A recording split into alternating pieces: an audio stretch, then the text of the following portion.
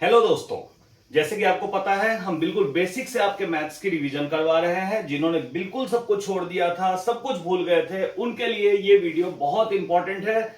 इसलिए हम इसको बिल्कुल बेसिक कंपटीशन की प्रिपरेशन से ही समझते हैं, स्टार्ट कर रहे हैं। जो आप सब जानते हो, आरआरबी ग्रुप डी ये सबसे स्टार्टिंग होता है। यहां सबसे ज्यादा बेसिक के क्वेश्चंस पूछे जाते हैं, तो हम इसी को डेडिकेट करते हुए इस कोर्स को डिजाइन किए हैं। इस कोर्स का आज ये 4th वीडियो है जिसमें आप हमारे साथ जुड़े हो, और होप करते हैं ज्यादा से ज्यादा लोग जुड़ोगे। लास्ट तक जरूर देखो, क्योंकि पहले मैं बेसिक से स्टार्ट करता हूं, लेकिन लास्ट तक लेवल को उस लेवल पे लेके चला जाता हूं जो आपके हायर लेवल कॉम्पिटिटिव एग्जाम्स के लिए भी जरूरी होता है। होमवर्क्स का पीडीएफ बहुत जल्दी आपको दिया जाएगा, जिससे कि आप उसकी प्रैक्टिस कर सके। और मोस्ट प्रोबेबल इस वीडियो के आने तक मैं होमवर्क्स के पीडीएफ अपने पुराने वीडियोज और इसके साथ अटैच कर दूंगा, जिससे आप प्रैक्टिस भी कर सको और अपनी कंफ्यूजन मेरे साथ डिस्कस भी कर सको। तो चलिए, आज का वीडियो जो है हमारा वो एवरेज, जिसको औसत आप कहते हैं, मीन, स्टैटिस्टिक्स से रिलेटेड कुछ चीजें और एज से रिलेटेड चीजें, इनको औसत, सांख्यिकी और आयु से रिलेटेड प्रॉब्लम्स को हम आज डिस्कस करने वाले हैं। बेसिकली हमने जैसे कहा है, ये सीरीज टोटल 40 वीडियोस का सीरीज है, जिसमें आज हम 4th वीडियो पे हैं, एवरेज। अभी तक हमने परसेंटेज पढ़ लिया है, प्रॉफिट एंड लॉस पढ़ लिया है, ratio and proportion and partnership पढ़ लिया है। ठीक, जैसे आप देख रहे हो, नेक्स्ट हमारा टाइम एंड वर्क, पाइप्स वाले क्वेश्चन होंगे। ठीक है, अब इसके बाद देखो, हम आज के चेक क्लास में स्टार्ट करने वाले हैं, जिसमें सबसे पहले हम अपने कोर फॉर्मूले, जो पुराने फॉर्मूले हैं, उसको थोड़ा सा रिपीट कर लेते हैं। सबसे पहले बात करते हैं एवरेज की। एवरेज क्या होता है? सबसे आसान, एवरेज जो होता है सो एकदम टोटल सम होता है और divided by N.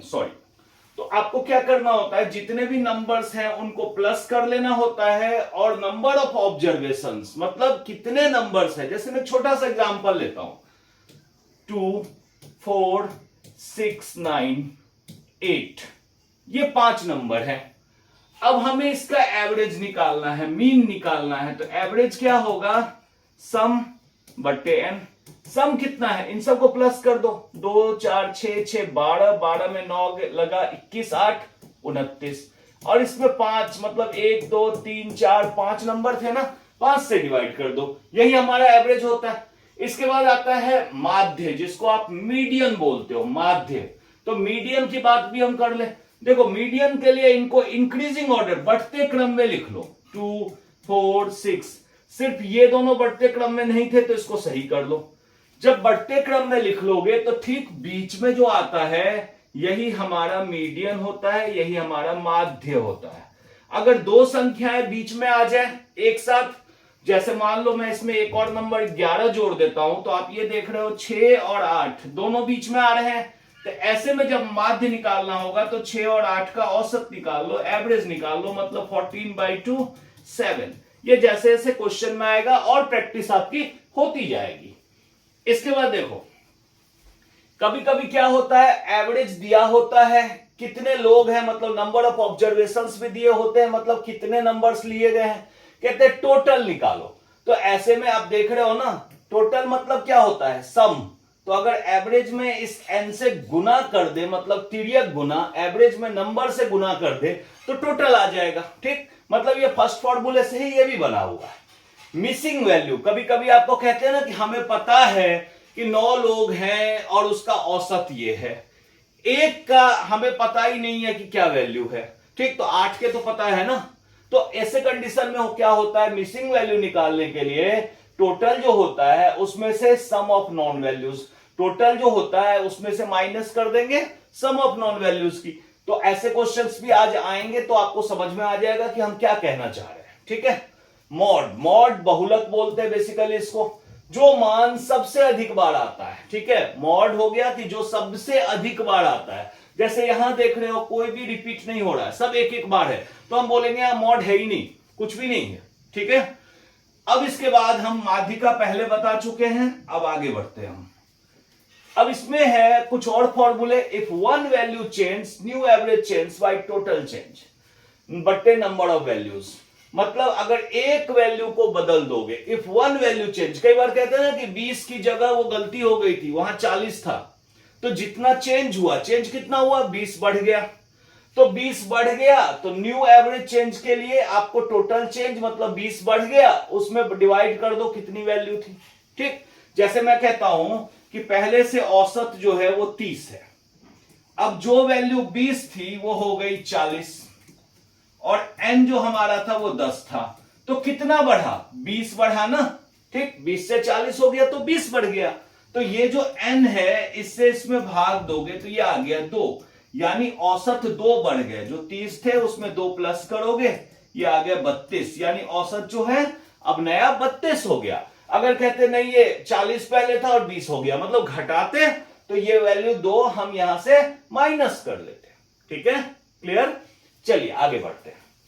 For teacher students, questions compare total before and after adding the person. Questions compare total before and after adding the persons. For teacher student questions, such as में अभी हम question पे आएंगे तब इसकी बात करेंगे। इसमें कई कंसेप्ट आ सकते हैं। टोटल बिफोर एंड आफ्टर का मतलब क्या होता है कि अगर मान लो कहते हैं ना कि सारे स्टूडेंट के एज का एवरेज निकाला, अब टीचर का भी एज जोड़ दो, तो ऐसे कंडीशन में टीचर का एज तो स्टूडेंट के रिस्पेक्ट में ज्यादा होता है, स्पेशली स्कूल्स में। ठीक है, तो वहां पे एवरेज पे क्या असर पड़ेगा उसकी बातें हम यहां करेंगे। ठीक है, एक बहुत इंपॉर्टेंट फॉर्मूला ये है जो आपके एग्जाम्स में बहुत यूज होता है, mode equals to 3 median minus 2 mean. ठीक है, ये एक रिलेशन याद रखना है, मतलब बहुलक जो होता है, बहुलक ये होता है 3 गुना माध्य माइनस 2 गुना औसत। ठीक है, ये ध्यान रखना है। ये कई बार क्या करते हैं, इनमें से 2 दे देते हैं, मॉड दे देते हैं, मीन दे देते हैं और बोलते हैं मीडियन फाइंड करो, तो वहां ये रिलेशन बहुत काम आता है। इन एज प्रॉब्लम्स, एज वाले प्रॉब्लम में present age, past age and future age must be written carefully. मतलब हमको बड़े ध्यान से लिखना चाहिए कि अभी वर्तमान एज क्या है, 5 साल पहले क्या है और 5 साल बाद क्या है, इनको समझ के लिखना है हमें। बेसिकली यहां केयर करना है। Basic questions first. चलो अब आगे करते हैं हम। चलिए, जैसा कि मैं पहले कहता हूं कि मैं पहले बेसिक्स की प्रैक्टिस करवाता हूं, फिर हायर लेवल के वर्ड प्रॉब्लम्स तो आएंगे ही, स्किल तो वहीं से डेवलप होगा आपका। तो सबसे पहले क्या है, find the average of 12, 18, 20 and 30। Question ये है कि 12, 18, 20 और 30 का औसत ज्ञात करो। 12, 18, 20 और 30 का औसत ज्ञात करो। अभी हमने बात करी है एवरेज। औसत का मतलब ये होता है कि टोटल सम, मतलब टोटल योग जो होता है उसमें n से डिवाइड कर दो। तो अब यहां पे क्या है, 12, 18, 20, 30, मतलब 12 प्लस 18 प्लस 20 प्लस 30, और कितनी संख्याएं ये हो गई, 1, 2, 3, 4, तो 4 से यहां डिवाइड कर दो। अब देखो 12 प्लस 18 30 होते हैं, 30 और 20 50 होते हैं, 50 प्लस 30 80 होते हैं। तो 80 में अगर आप 4 से डिवाइड कर दोगे तो ये कितना आ जाएगा, 20। तो हमारा 20 जो है ये बेसिकली औसत हो जाएगा। ये जस्ट एक फॉर्मूले की प्रैक्टिस है। स्टार्ट हम पहले तो फॉर्मूले से ही करेंगे। चलिए अगले क्वेश्चन पे। अब यहां पे क्या है, अभी हमने कहा है कि औसत जो होता है, औसत ये होता है कुल योग बटे n, जितनी संख्याएं हैं। तो यहां पे कहते हैं कि 9 संख्याओं का औसत 24 है, तो उसका कुल योग ज्ञात करो। मतलब the average of 9 number is 24, then find their total. बहुत इजी है। औसत जो है ये 24 है, हमको ये योग चाहिए। अभी थोड़ी देर के लिए मैं x लिख रहा हूं, n है 9। अब ये x निकालने के लिए क्या करोगे, 24 को 9 से गुना कर दोगे। 24 गुना 9, 9 चौक 36, 3 9 दूना 18, 216, यानी कि हमारा आंसर क्या होगा, 216। ठीक है, क्लियर? ये हमारा दूसरा फॉर्मूला था जिसका आपने अभी प्रैक्टिस किया है। अब हम आगे बढ़ते हैं अपने तीसरे फॉर्मूले पे। ठीक, तीसरा कंसेप्ट क्या है, देखो आप देख रहे होगे हर क्वेश्चन के साथ हम लेवल बढ़ा रहे हैं, और ये सबसे करेक्ट वे होता है प्रैक्टिस करने का, आपका सारा कंसेप्ट क्लियर हो जाएगा। अब देखो, the average of 5 numbers is 18, 4 numbers are 12, 14, 20, 21, find the 5th number. कह रहे हैं कि 5 संख्याओं का औसत 18 है। आपको ये 4 संख्याएं पता है तो 5वीं संख्या निकालो। तो आपको पता है अगर 5 संख्याओं का औसत 18 है तो कुल योग, टोटल सम क्या होगा, कुल योग जो होगा ये होगा 5 गुने 18, 90। मतलब जो संख्या नहीं पता है आपको, उस संख्या को निकालना है अगर तो कुल योग में से माइनस कर दोगे इन चारों संख्याओं को, 12 प्लस 14 प्लस 20 प्लस 21, क्योंकि कुल जो आया होगा वो तो पांचों संख्याओं को मिला के आया होगा, तो 4 तो आपको पता है ना, तो 90 माइनस, अब ये देखो कितने हो गए, 26 20 46 47 57 67, यानी कि ये आ गया 23, मतलब ये हमारा सी ऑप्शन करेक्ट है। ठीक है, क्लियर? कोई कंफ्यूजन? कहीं भी कोई कंफ्यूजन हो तो आप डायरेक्ट डिस्कस करो, ठीक है, कमेंट करना ना भूलो। नेक्स्ट क्वेश्चन देखो यहां क्या है, the average age of 26 students is 26 years, मतलब 26 बच्चों की औसत जो उम्र है वो 26 साल है। If the teacher is included, the average becomes 27 years. Find the teacher's age. मतलब अगर शिक्षक को शामिल कर लिया तो अब जो है औसत हो गया 27 साल, यानी कि शिक्षक की आयु कितनी है? तो सीधी सी बात है, देखो 26 बच्चों का औसत 26 साल है, तो स्टूडेंट्स टोटल, छात्रों के कुल योग क्या होंगे? छात्र जो 26 थे उनका एवरेज है 26, ठीक है, तो अब इसका मतलब 26 का स्क्वायर क्या होता है? 784, ठीक है। अब इसके बाद हम आगे बढ़ते हैं, अब कहते हैं कि जैसे ही टीचर को ऐड किया तो इंक्लूडिंग टीचर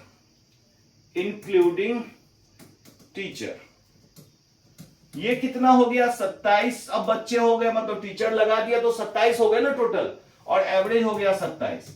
चलो हमको इस कैलकुलेशन की जरूरत भी नहीं है, हमें टीचर का एज चाहिए, तो टीचर के लिए इसमें से इसको माइनस करोगे तो एक टीचर ही तो बचेगा। यहां तो सारे स्टूडेंट थे, यहां टीचर को लगा के थे, तो मैंने ऐसे में आपको हमेशा कहूंगा कि 27 के स्क्वायर में से 26 का स्क्वायर निकालना है, तो आप ये वाला फॉर्मूला यूज करो, ए स्क्वायर माइनस बी स्क्वायर, ये होता है ए प्लस बी गुना ए माइनस बी, ये कैलकुलेशन को आसान बना देगा।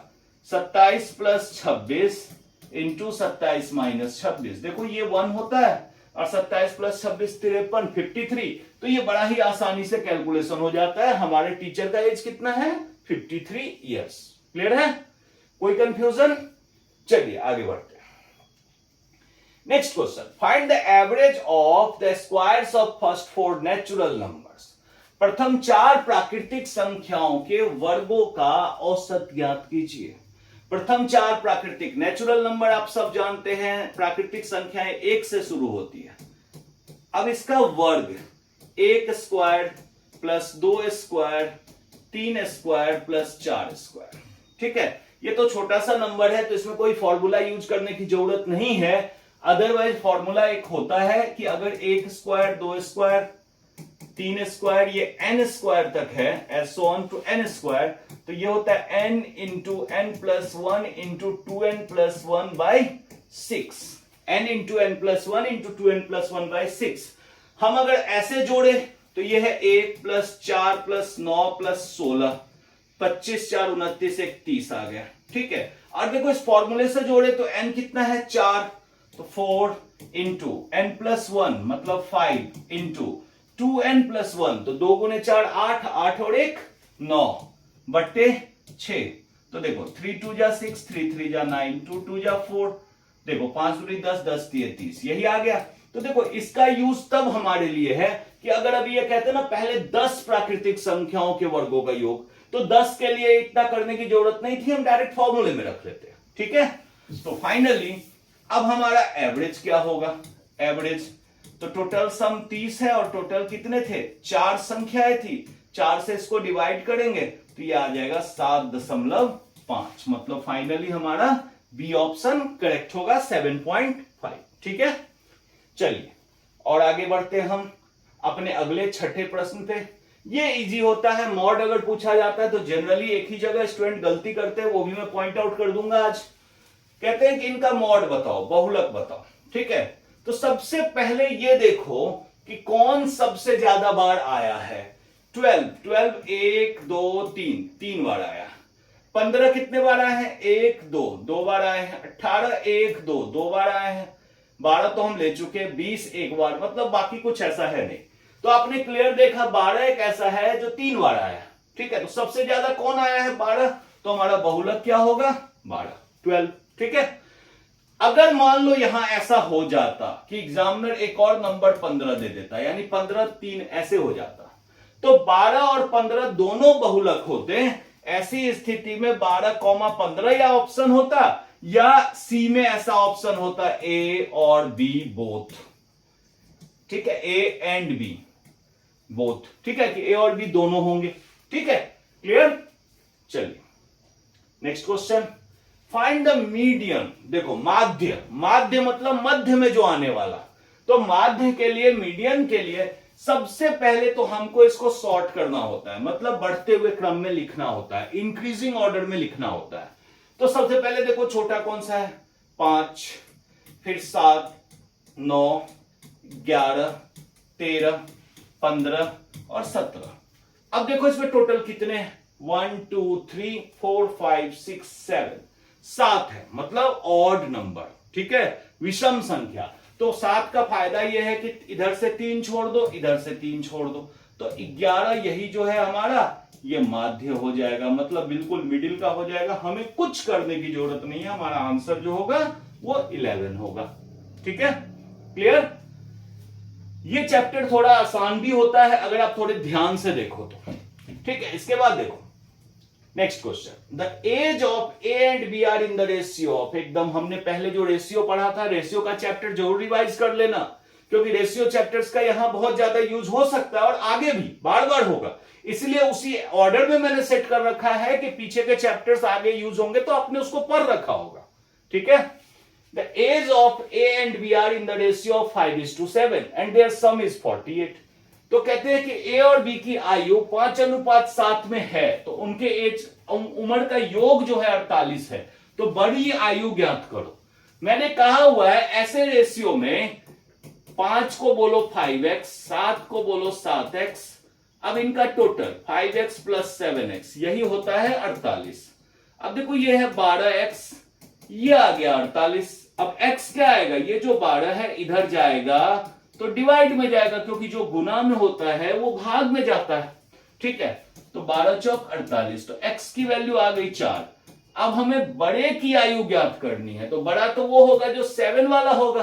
तो बड़े की आयु क्या होगी? 7 गुना x, यानी 7 गुना 4 मतलब 28।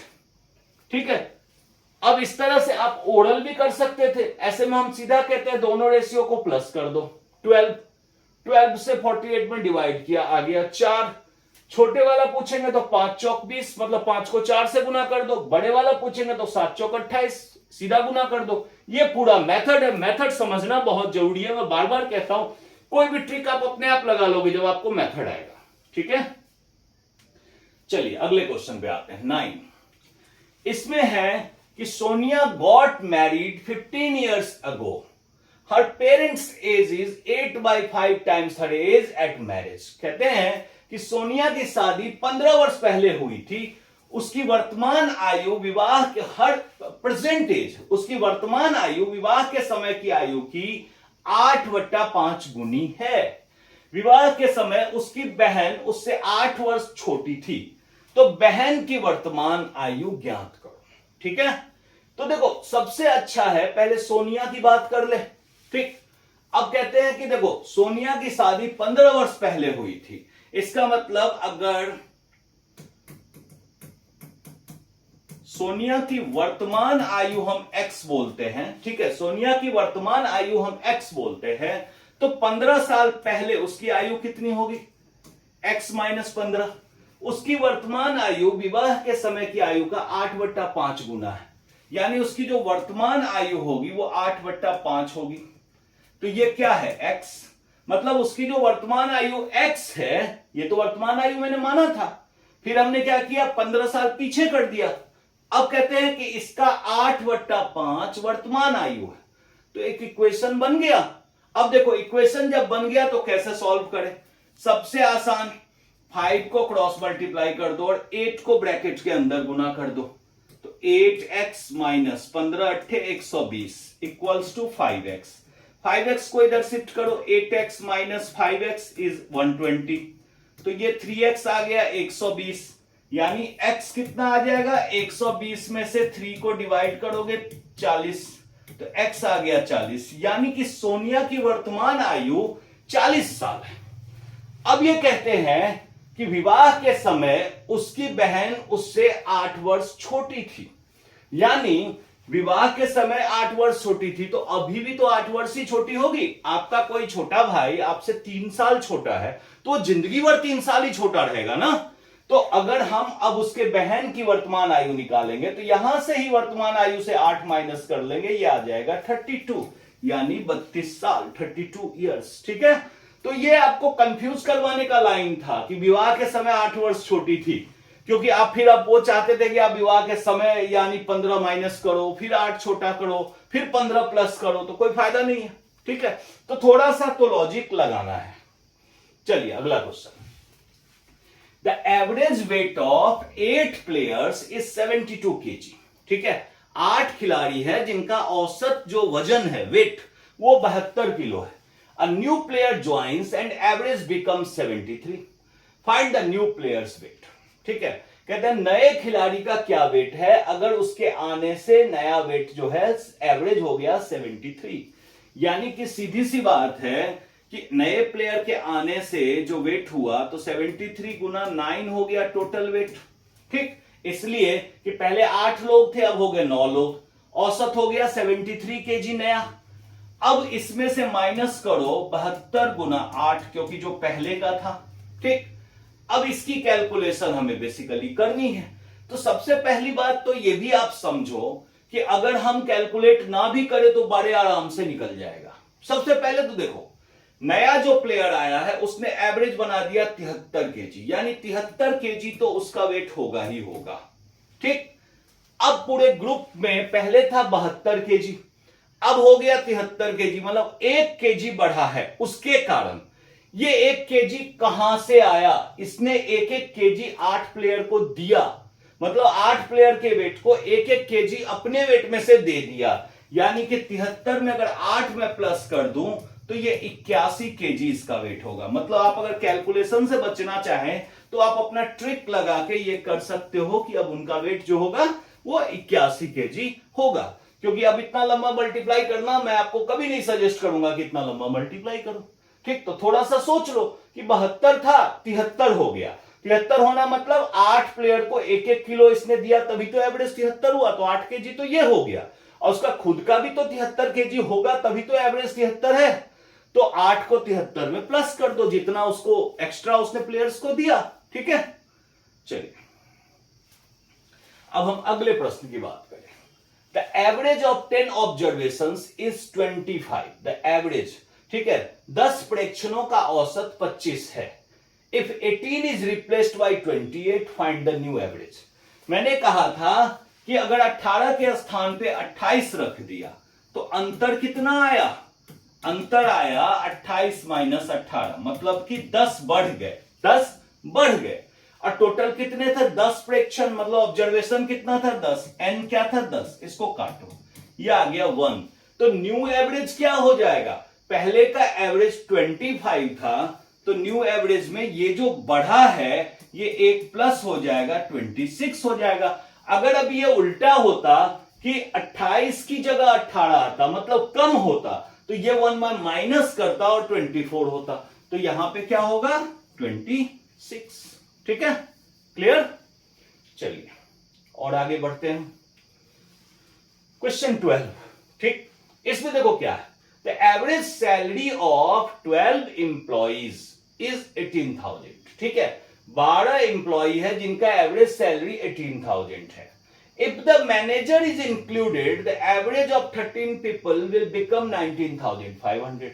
मतलब मैनेजर की सैलरी इतनी ज्यादा है कि उसको लेते ही वो सबके एवरेज को 19,500 पहुंचा देता है। मतलब कितना बढ़ा देता है, पहले तो ये देखो, ये बढ़ाता है पहले 19,500 में से 18,000, जितना इसने बढ़ा दिया वृद्धि, इसको निकालो। ठीक है, तो वृद्धि है 1,500 रुपए की, अब इसके बाद देखो 1500 रुपए, हाँ 1500 रुपए जो इसने बढ़ा दिया वो कितने लोगों का बढ़ा दिया? 12 लोगों का बढ़ा दिया। तो इसका मतलब वृद्धि टोटल कितने इसने दिए? 12 गुना 1500। अब 15 को 12 से गुना कर दो, 15 दूने 180 होंगे, डबल जीरो, यानी 18,000 औसत से ज्यादा होगा मैनेजर की सैलरी। मतलब नई औसत जो 19,500 है, इसमें ये 18,000 आपको प्लस करना है, ये आ जाएगा 37,500। मतलब मैनेजर की अकेली सैलरी कितनी है? 37,500 रुपए। क्लियर है? ठीक, कोई कंफ्यूजन? चलिए देखिए, नेक्स्ट प्रॉब्लम है हमारा क्वेश्चन 13।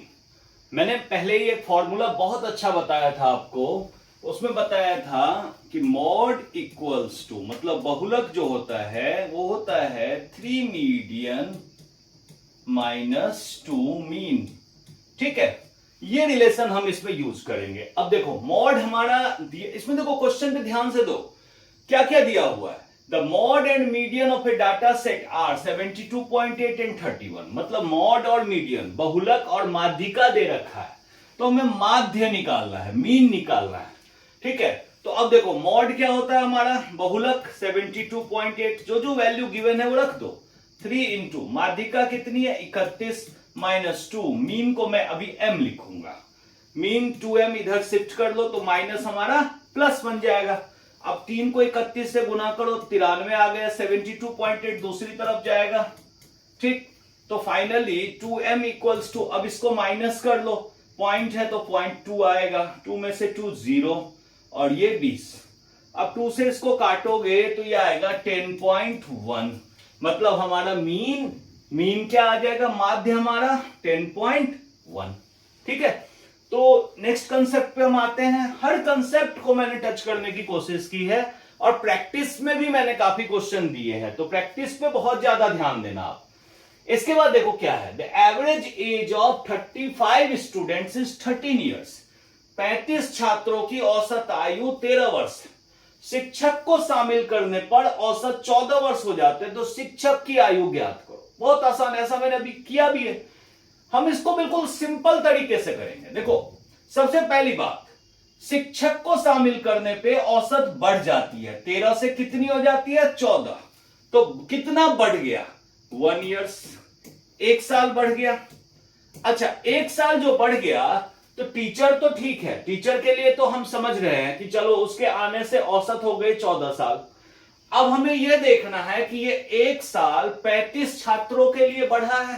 ठीक, यानी कि टीचर ने 35 छात्रों को 1-1 साल दिया, प्लस अपना भी ये 14 साल रखा। ठीक, तो टीचर का उम्र कितना है? 35 प्लस 14, मतलब ये आ गया 49, 49 ईयर्स। मतलब टीचर जो है वो 49 ईयर्स का है। ठीक है, क्लियर? चलिए, सिंपल सोचो तो इतने बड़े बस लैंग्वेज लिखे होते हैं। ठीक है, अब देखो, a father is 3 times as old as his son. एक पिता अपने पुत्र से 3 गुना बड़ा। 10 years later, 10 वर्ष बाद, he will be twice as old as his son। मतलब 10 साल बाद क्या होगा? पिता अपने पुत्र से सिर्फ 2 गुना रह जाएगा। तो आपको बताना है कि पिता और पुत्र की वर्तमान आयु कितनी है। ठीक है, तो सबसे पहले तो हम ये देखते हैं कि पुत्र की वर्तमान आयु निकालनी है, तो इसको मैं बोलता हूं x। अब हमें कहते हैं पिता जो है वर्तमान में वो 3 गुने हैं, तो फादर जो हो गए वो हो गए 3x एंड सन जो हो गए ये हो गए x। अब 10 साल बाद फादर कितने हो जाएंगे? 3x प्लस 10, और सन कितना हो जाएगा? x plus 10। तो कहते हैं कि फादर जो है ये सन के 2 गुने हो जाते हैं। मतलब सन में 2 से मल्टीप्लाई कर दोगे तो दोनों इक्वल हो जाएंगे। ठीक है, अब इसका मतलब ये हो गया कि 3x प्लस 10 बराबर 2x प्लस 20। 2 से गुना कर दो। अब देखो x वाले एक तरफ ले लो, मतलब 3x में इधर 2x ले लो और 10 को दूसरी तरफ ले लो, 20 माइनस 10, तो ये x आ गया 10 ईयर्स। ठीक है, तो x आ गया 10 ईयर्स, तो इसी को मैंने पुत्र की वर्तमान आयु कही थी, तो ये आ गया हमारा 10 ईयर्स। अब कई लोग अच्छे चालाक भी होते हैं, कई बार वो क्या करते हैं, इस क्वेश्चन में सॉल्व ना करके हीट एंड ट्रायल कर लेते हैं। बहुत अच्छा मेथड है। अब जैसे देखो कहते हैं 8 साल अगर पुत्र का है तो पिता की वर्तमान आयु 24 साल है। 10 साल बाद ये 18 का होगा, पिता 34 का, 2 गुना नहीं हुआ, छोड़ दो। 10 साल अगर पिता का है तो पुत्र का 30 साल है। 10 साल बाद 10 साल बाद ये हमारे हो जाएंगे 10 + 10 20 और ये हो जाएंगे 40, है 2 गुने। मतलब हमें कोई सॉल्व करने की जरूरत नहीं है, 5 से 10 सेकंड में हम इसको ओरल कैलकुलेशन कर सकते हैं। ठीक है, चलिए ये था हमारा आज का वीडियो। उम्मीद करता हूं कि आप लोगों को बहुत अच्छा लगा होगा और धीरे धीरे और भी आपको मजे आने वाले हैं।